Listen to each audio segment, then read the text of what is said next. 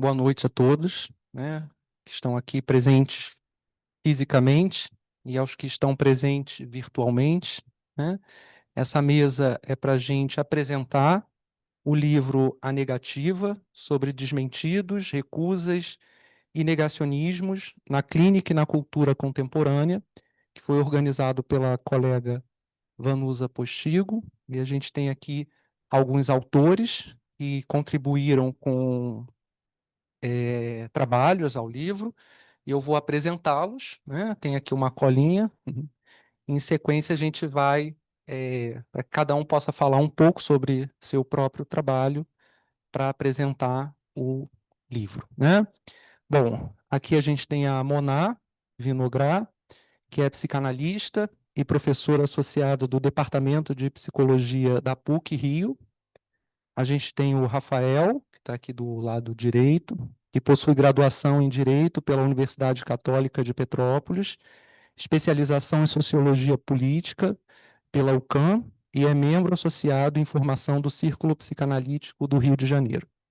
Atualmente é mestrando do Programa de Pós-Graduação de Psicologia Clínica da PUC-Rio, na linha de pesquisa Psicanálise, Clínica e Cultura, sob orientação da professora Moná Vinogradov, e é membro do Laboratório de Pesquisas Avançadas em Psicanálise e Subjetividade, também da PUC. A gente tem a Clarice Medeiros, que é psicóloga, né? Graduação em Psicologia pelo UFRJ, mestrado em Teoria Psicanalítica pelo UFRJ, especialização em Psicologia Clínica pela PUC-Rio, doutorado em Psicologia Clínica também pela PUC-Rio, especialização em Cuidados Paliativos e Terapia da Dor pela PUC de Minas, é docente de graduação em Psicologia e de Medicina da Universidade Veiga de Almeida, coordenadora do Serviço de Psicologia Aplicada e supervisora de estágio em Psicanálise na UVA. Docente na pós-graduação em Teoria Psicanalítica e Prática Clínico-Institucional, também da Veiga de Almeida. É psicanalista no consultório particular. A Júlia Pacheco, que é graduada, né, em Psicologia pela Veiga de Almeida, pós-graduanda em Saúde Mental e Atenção Psicossocial pela Estácio de Sá, e em Novas Abordagens em Saúde Mental. Boas Práticas do Cuidar em Liberdade pelo SENAT. Formação em Psicanálise e Pesquisas em Questões Raciais pelo Instituto Gerar. Tem experiência em Serviço Público de Saúde Mental, como CAPS, Neuza Santos Souza e o Hospital Psiquiátrico Felipe Pinel. Atua na clínica psicanalítica em consultório particular. E aqui do meu lado, a colega Vanusa Monteiro Postigo, que é psicóloga pela PUC Rio, especialista em psicologia clínica também pela PUC Rio, mestre em psicologia na UFRJ, doutora em teoria psicanalítica pela UFRJ, doutora em psicologia social pela UERJ, pesquisadora âncora, grupo de pesquisas territórios socioculturais, participante do trabalho da ANPEP, Saúde Comunitária, Bem-Estar, Políticas Públicas e Intervenção. E eu sou Leandro Santos, sou membro titular aqui da casa, da SPID, né? Enfim, sou recentemente doutor em Teoria Psicanalítica pelo FRJ e atuo também em consultório particular, né?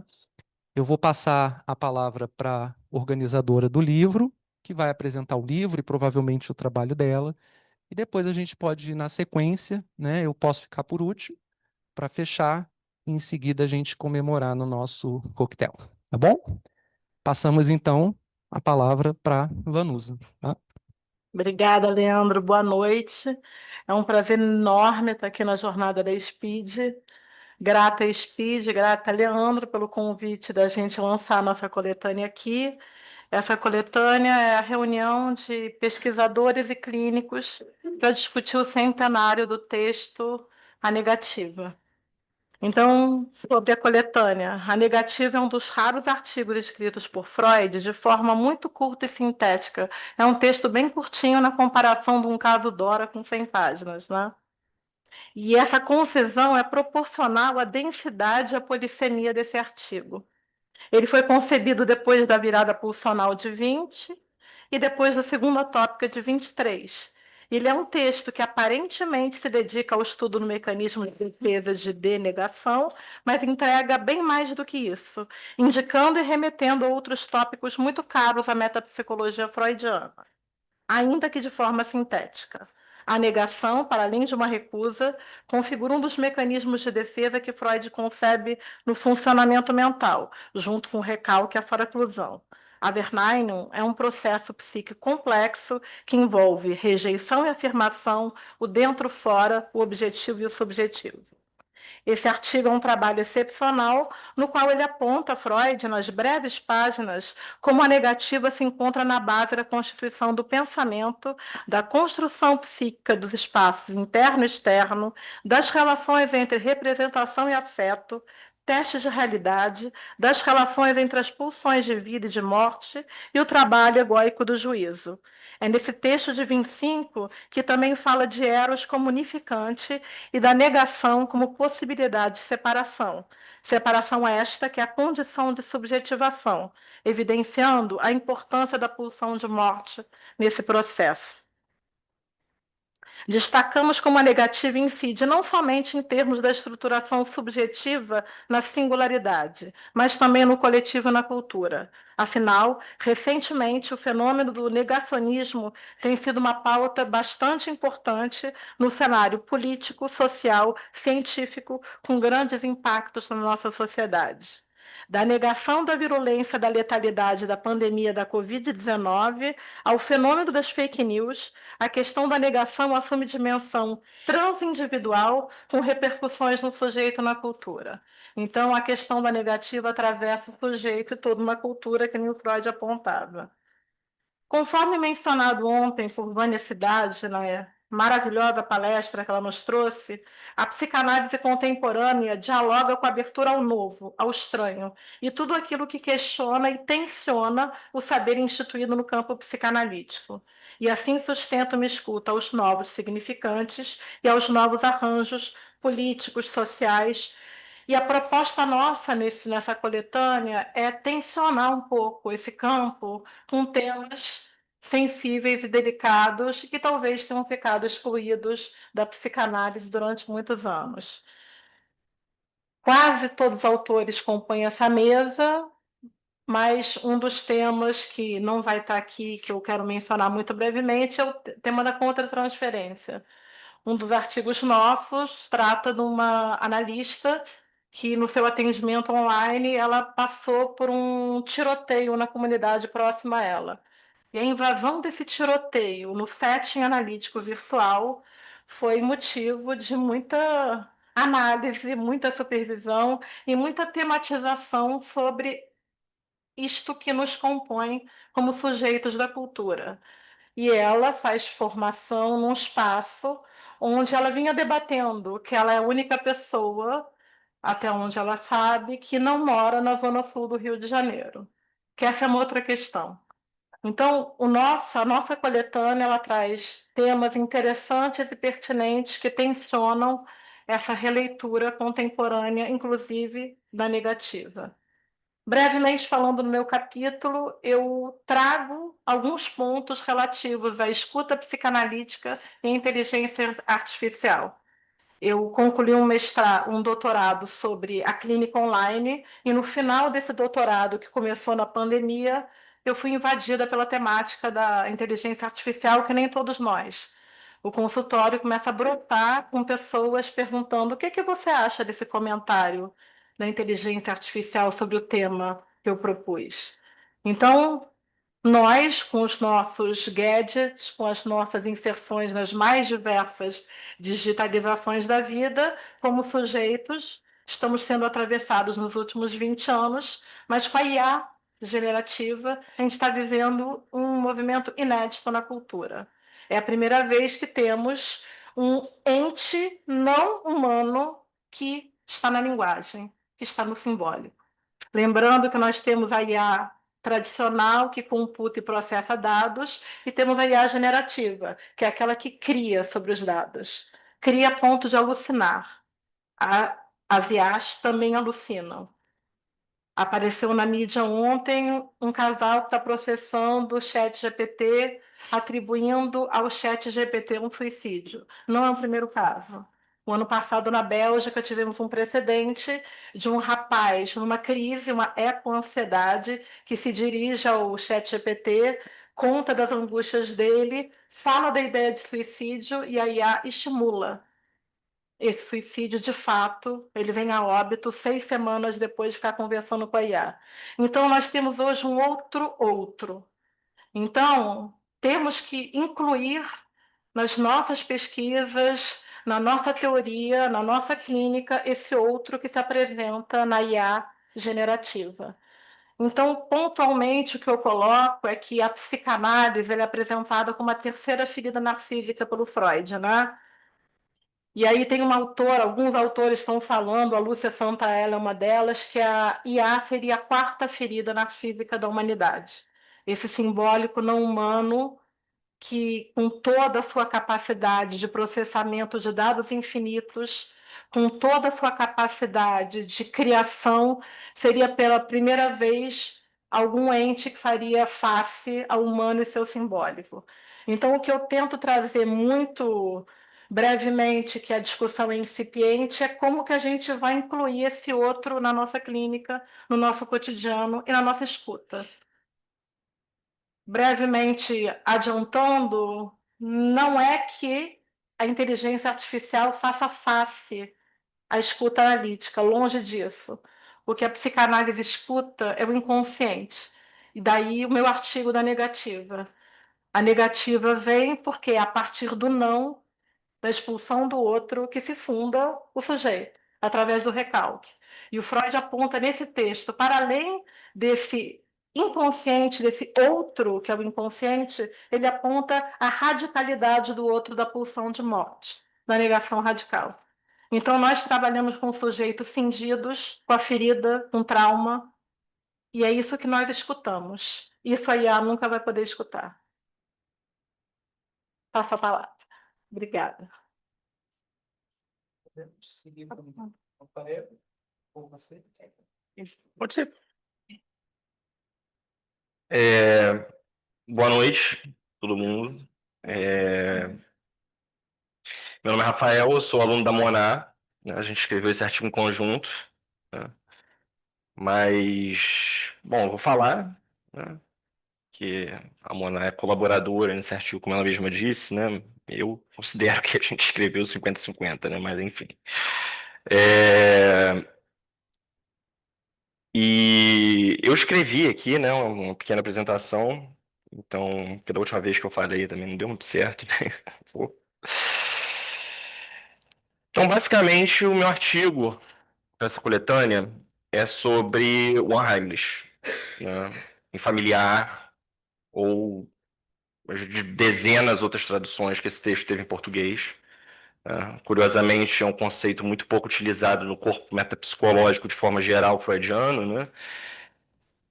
Aliás, né, dentro dessa tradição psicanalítica, né, em que conceitos são reutilizados, né, enfim, de uma outra maneira, etc. e tal, ou posteriormente, o infamiliar é um conceito que não encontrou muito respaldo posteriormente em outros analistas, né?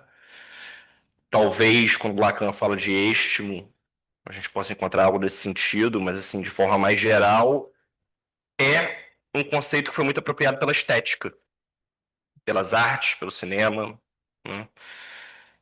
E a nossa proposta no artigo foi fazer uma leitura, né, do infamiliar, e por ser um conceito menos atrelado, né, como diria o Derrida, a certas implicações metafísicas, né, como a maioria dos conceitos freudianos né, a gente pode ler o infamiliar, enfim, tanto a partir da primeira tópica quanto da segunda tópica, é um conceito muito móvel, né. Então, vou fazer uma breve apresentação aqui, né. A proposta central do nosso trabalho é reler o infamiliar, além de sua interpretação mais conhecida, que o reduz a um simples retorno do recalcado ou a uma manifestação da angústia de castração. Ao invés disso, buscamos mostrar como essa experiência estética e psíquica abre uma brecha mais radical. Ela revela a fragilidade do eu e do próprio princípio de realidade. Além disso, trazemos à cena alguns autores, como Mark Fisher, Hélène Cixous, que são autores que trabalham, Derrida, né, que trabalham mais no campo da cultura e da teoria, né, não da filosofia propriamente dito, né,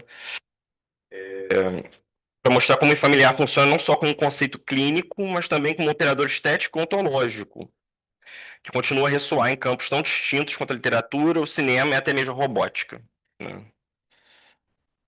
Então vamos ao momento de escrita um pouco do familiar, que eu acho interessante fazer esse tipo de prolegômeno. Em 1919, o Freud escreve O Ensaio do Familiar, justamente. Esse texto aparece num momento muito particular da sua obra, já depois de ele elaborar a primeira tópica e pouco antes de formular a segunda, com Além do Princípio do Prazer, e mais tarde o Eu e o Id. Por isso costuma ser chamado de um texto entre tópicas, ou seja, uma espécie de encruzilhada. O Duncan tem uma boa definição para o texto familiar, né? Que é uma espécie de matriz estética da pulsão de morte. Né? Não é algo que foi plenamente conceitualizado. Freud tenta, a partir da luz da primeira tópica, atribuir, né, ao recalque familiar, só que não é plenamente apreensível. Aliás, há toda uma mobilização de conceitos, né? Acho que todo o arcabouço teórico freudiano foi mobilizado nesse texto para tentar identificar algo ali, né, que remeta a alguma das conceitualizações freudianas mais clássicas, mas o familiar é algo que escapa a tudo isso. Né? Como diria Hélène Cixous, que eu acho que é uma ótima definição, o familiar é um conceito sempre à margem de outra coisa.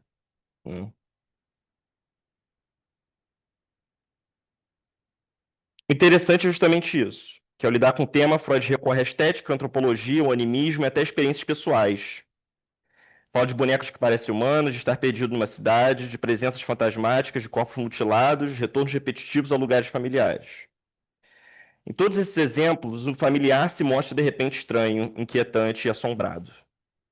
Mas ao final, Freud reduz essa riqueza a uma explicação já conhecida. O familiar seria o retorno do recalcado, ligado à angústia de castração. É como se diante de um texto tão aberto, ele preferisse concluir de maneira mais conservadora, dentro do que já era seguro. No entanto, justamente essa redução abre espaço para que possamos pensar o contrário, que o familiar é maior que o retorno recalcado. Ele aponta para uma determinação radical, para uma experiência que desorganiza os dualismos que sustentam a teoria freudiana, por vezes, como dentro e fora, consciente e inconsciente, realidade e fantasia.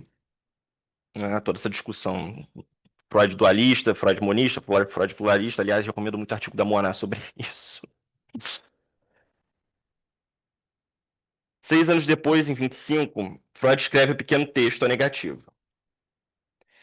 Ali ele observa um fenômeno clínico aparentemente simples. Quando o paciente diz, por exemplo, isso não tem nada a ver com a minha mãe, na verdade está reconhecendo uma associação inconsciente, ainda que sob a forma de recusa.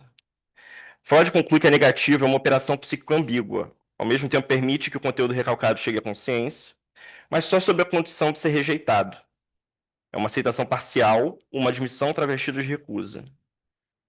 Nesse contexto, Freud desenvolve também sua reflexão sobre o juízo de atribuição de existência, que são a base do teste de realidade, justamente. A questão deixa de ser apenas se algo é bom ou mal, mas se o que representamos corresponde ou não ao que existe no mundo externo. Aqui o eu precisa se diferenciar do mundo, precisa aprender a distinguir representação e realidade. É justamente nesse ponto que podemos conectar negativo e familiar.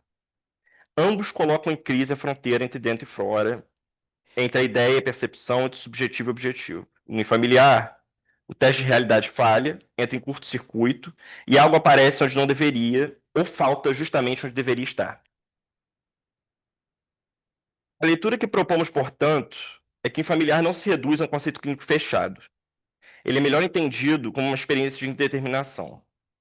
Freud mesmo, ao longo do ensaio, acumula exemplos tão diversos que não podem ser simplesmente encaixados na lógica do recalcado, com o tempo. Tá. Essa multiplicidade sugere que o familiar é um nó, um cruzamento em que várias forças se encontram. Castração, repetição, fantasia, pulsão de morte, narcisismo e animismo. Mas nenhuma dessas dimensões dá conta sozinha. Autores posteriores, justamente como Derrida, viram nisso uma força do ensaio. Ele é um texto alien dentro do corpo freudiano, um estranho no próprio ninho teórico da psicanálise. O familiar seria, então, a descrição de uma experiência ontológica que desafia qualquer tentativa de classificação definitiva. É curioso, né? Porque o próprio Lacan ele já usou um termo para falar de ontologia chamado hauntologia, né? Que é a assombrologia. Para expandir essa discussão, trazemos a leitura de Mark Fisher, um autor que eu trabalho muito na minha dissertação, né, para tratar desse tema, e que a gente trouxe aqui um pouco no artigo, em um livro chamado The Weird and the Eerie, né? Fischer critica Freud por encerrar o conceito de forma apressada, mas reconhece sua intuição genial. Ele distingue, portanto, três modalidades: o infamiliar, o esquisito e o assombroso, que seriam o weird e o eerie, né? São dois termos em inglês que não tem uma tradução muito bem definida, né? O infamiliar, portanto, seria enquanto o estranho emerge no seio do familiar, com a boneca que de repente parece viva, né? Dentro desse prefixo de negação, né? Do in. O esquisito é quando aparece algo que não pertence, uma presença impossível de assimilar, como um buraco negro ou uma criatura fora da escala clássica, né, de qualquer tipo de criatura ou monstro. O assombroso é quando há uma ausência ou uma presença deslocada, algo que está onde não deveria, ou não está onde deveria estar.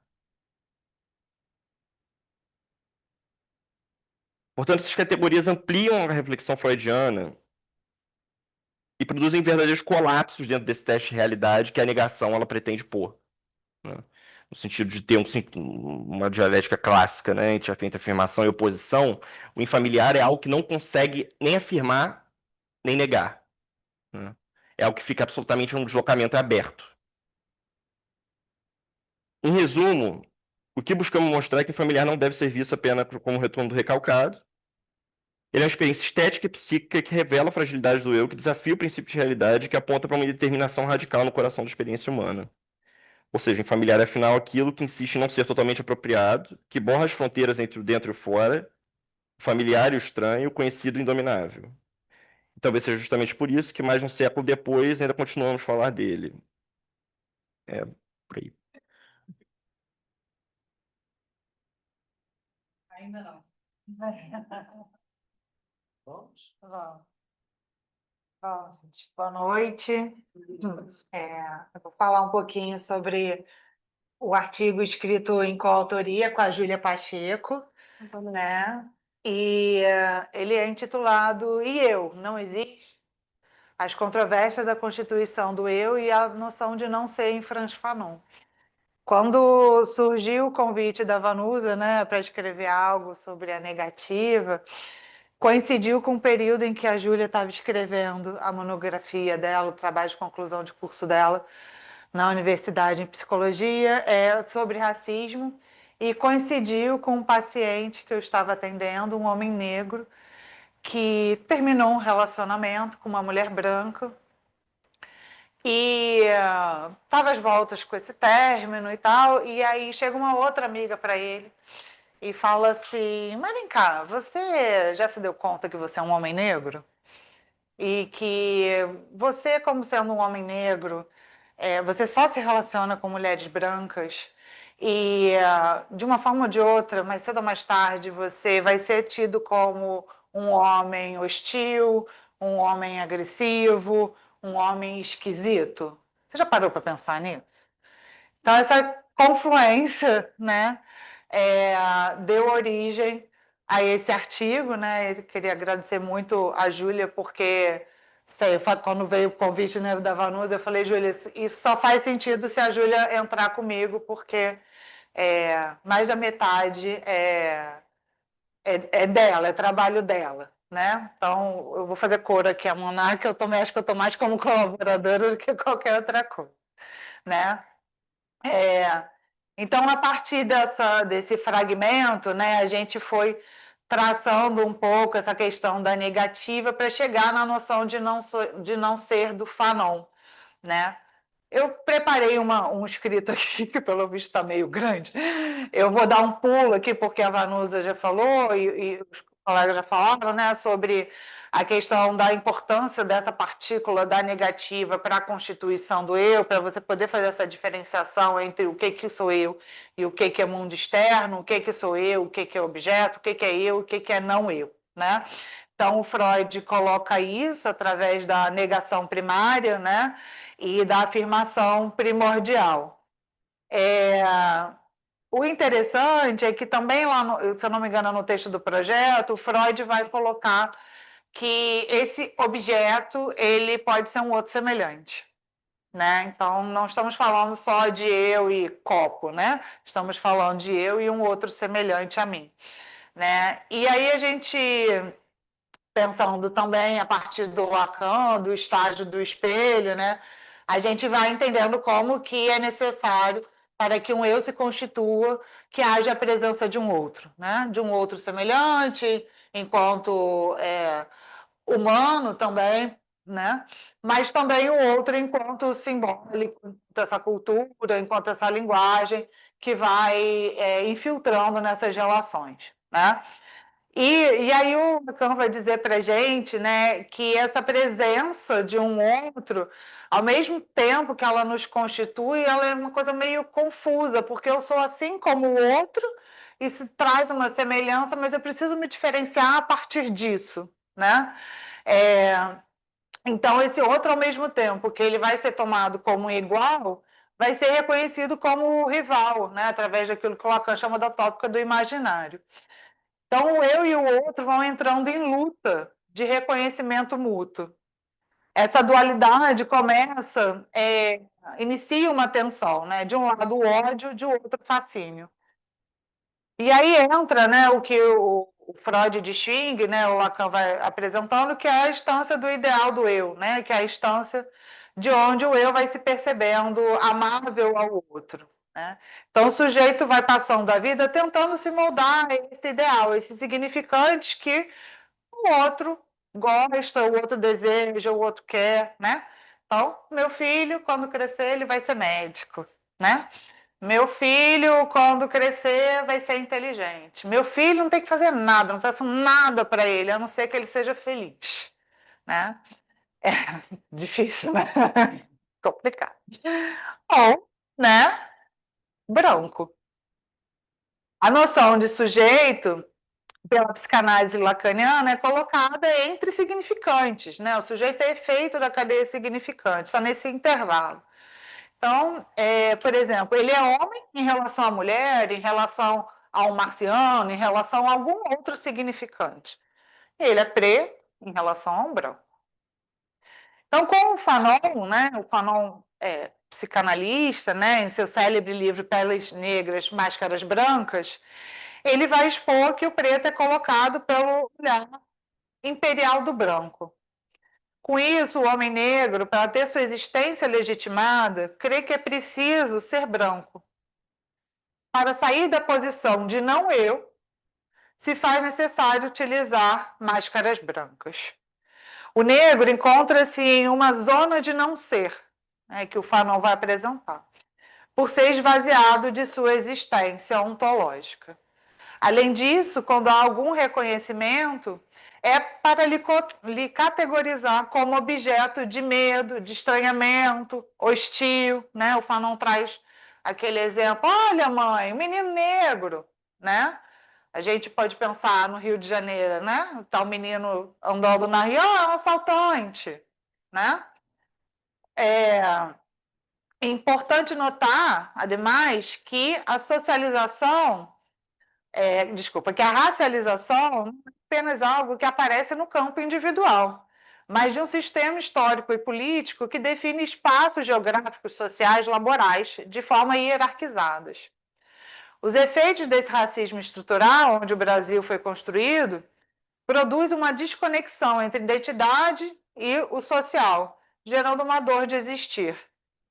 A também psicanalista Neuza Santos Souza, no seu livro Tornar-se Negro, ela vai apontar que, apesar das pressões para o apagamento e negação da negritude, a população negra também pode lutar e resistir. O corpo negro não é um objeto passivo diante desse olhar. A autora diz: saber-se negro negra, né, no caso, é viver a experiência de ter sido massacrado em sua identidade.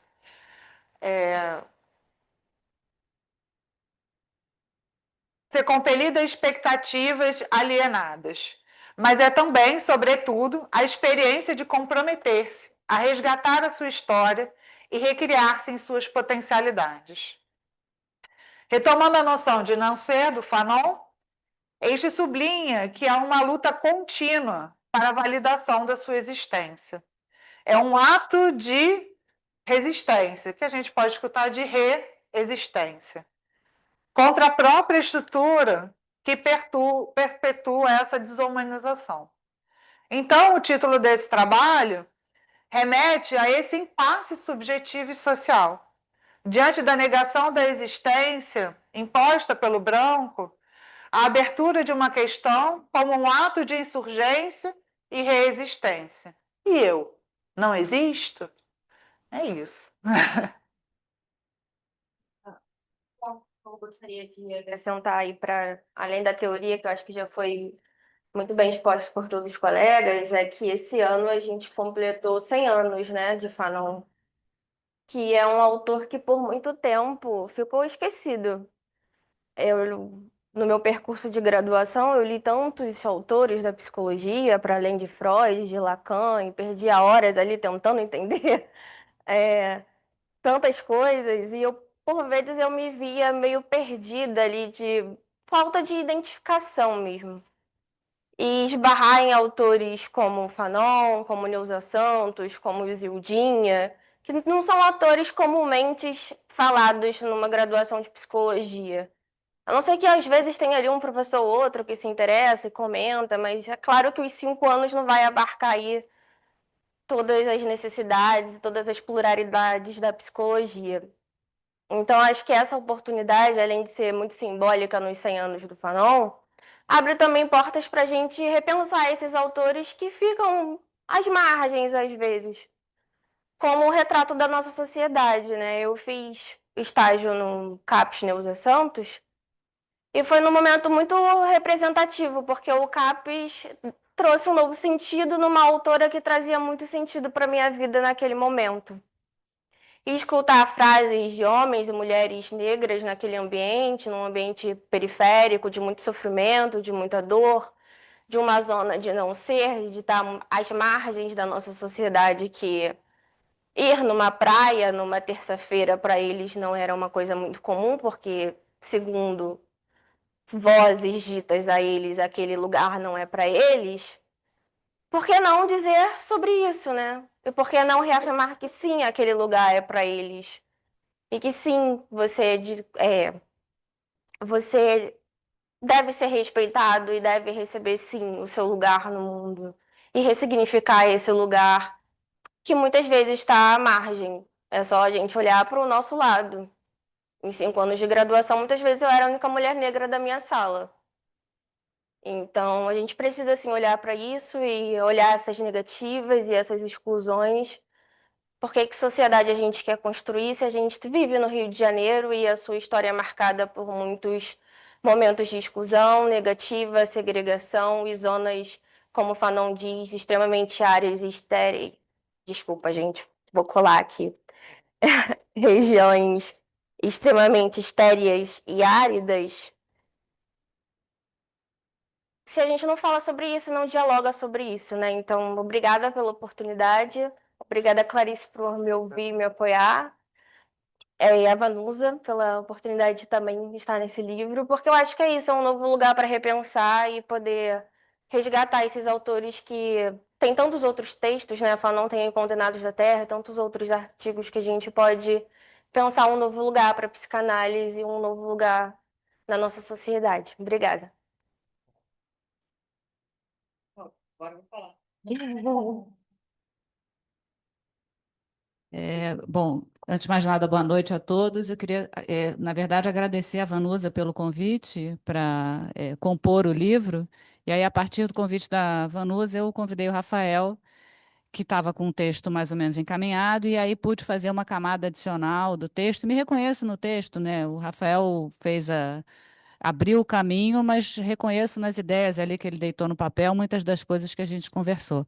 Eu, enquanto escutava vocês, pensei em um monte de coisa para falar, mas aí depois de ouvir a Clarice, nada do que eu tinha para falar não tem a menor importância, sabe? E aí eu desisti, mas aí como eu tinha que dar boa noite para todo mundo, eu resolvi dar boa noite. Eu vou esperar para ver se uma outra oportunidade aparece para falar todas as coisas que eu pensei, porque agora deixa com a fala da Clarice aí, que foi forte o suficiente.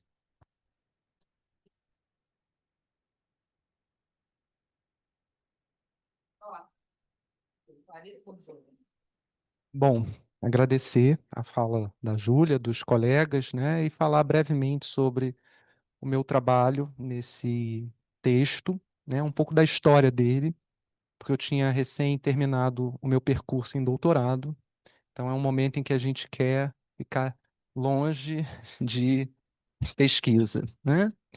E aí surgiu esse convite na Vanusa e prontamente eu me vi diante do computador com o Word em branco para começar do zero, né? Nunca é do zero, mas a gente... E foi muito importante esse momento, porque eu fui muito tocado pela fala de um autor com o qual eu gosto muito, que é o Ogden, numa frase que eu não vou saber exatamente qual é ela literalmente, quando ele fala que uma teoria, quando responde perguntas, ela não é muito boa. Ela é boa quando ela produz questões, quando ela faz perguntas. E foi com esse espírito que eu me debrucei no texto do Freud, né? Que eu fui reler esse texto, né? Reli em algumas versões em português, fui ao espanhol, li em francês, enfim, eu fui realmente mergulhar nesse texto e com esse espírito, né, de encontrar ali no texto freudiano não respostas ao que a gente se depara como impasses e dificuldades na clínica contemporânea ou no momento atual, né, mas encontrar no Freud ferramentas para problematizar o momento em que a gente se encontra, né? E a partir dessa provocação, né, eu fui tecendo assim meio que um histórico do texto do Freud, fazendo conversar com outros autores que eu também tenho uma certa identificação, como o André Green, por exemplo, né, para poder justamente, né, apostar nessa ideia de que, apesar desse texto completar 100 anos nesse momento, ele ainda é uma fonte rica de produção de questionamentos, né? A gente viu aqui o Rafael, a Clarice, a Vanusa, a Júlia, a Moná, trazendo justamente a potência desse texto, né? Do quanto que esse texto ainda nos inspira a poder pensar coisas, um texto curto, um texto absolutamente conciso do Freud, né? Mas que ainda sobrevive produzindo indagações. Então, a partir dele, a gente pôde indagar a questão com o Fanon, por exemplo, com a inteligência artificial, e até mesmo dentro da obra do Freud com o estranho, né? Então, acho que tem aí uma certa provocação que a obra freudiana, em geral, acho que nos permite pensar em termos de provocação, né? E aí eu volto a falar, eu acho que eu até coloquei como epígrafe do texto, e aí eu vou pegar aqui para ver, ó, vamos lá, só para fechar eu vou ler a epígrafe, que é do Ogden, tá? A teoria se torna um estorvo para mim apenas quando eu considero que a estou usando de maneira a encontrar respostas, ao invés de formular e emoldurar questões, né?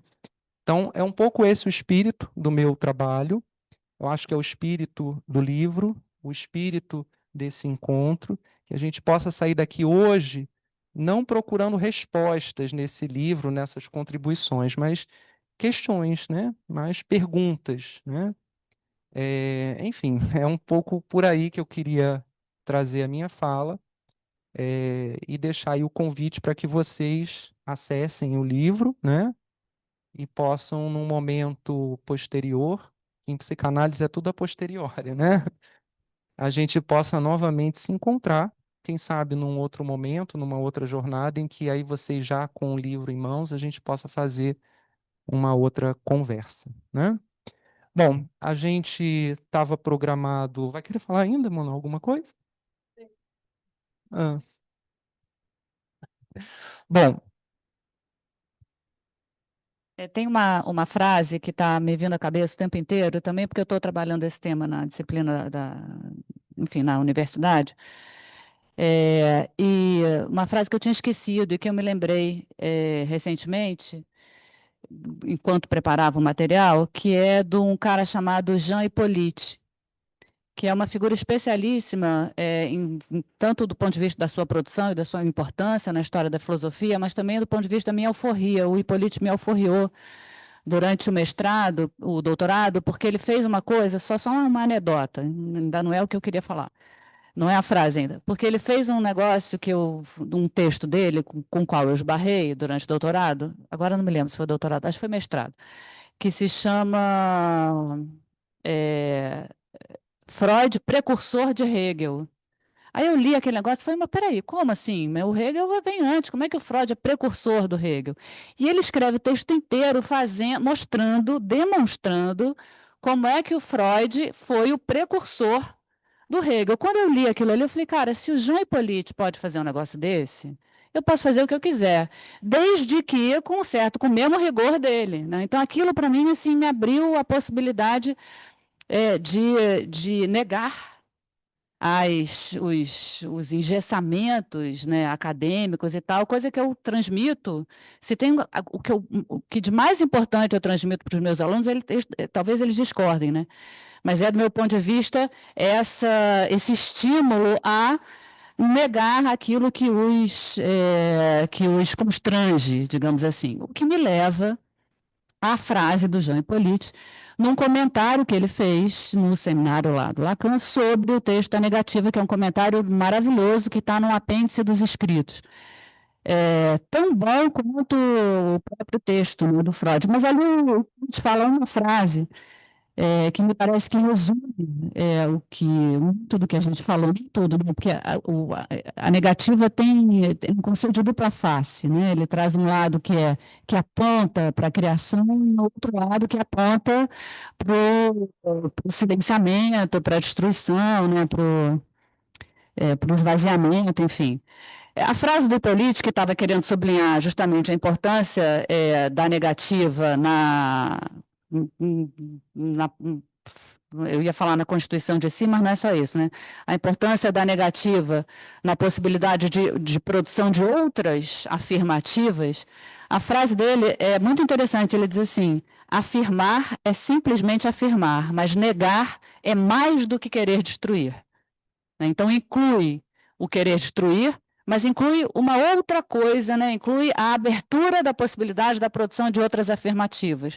No momento em que eu li essa frase da primeira vez, lá atrás, eu torci um pouco o nariz para a negação, deleuziana que sou, ficava ali no dizer sim, diga sim, diga sim, diga sim, e aí meio que brigava, né, com as negativas. Hoje já menos, se olho para a negativa desse ponto de vista, né? Como ser mais do que querer destruir. Enfim, só para compartilhar com vocês o que me passou pela cabeça. Pessoal, queria agradecer a presença de todos aqui, agradecer a mesa, né? Agradecer aos colegas que estão no Zoom. E a gente agora vai fazer uma pequena pausa, né, para vocês adquirirem o livro, né? E para a gente fazer o nosso coquetel. Bom? Perfeito. E depois a gente volta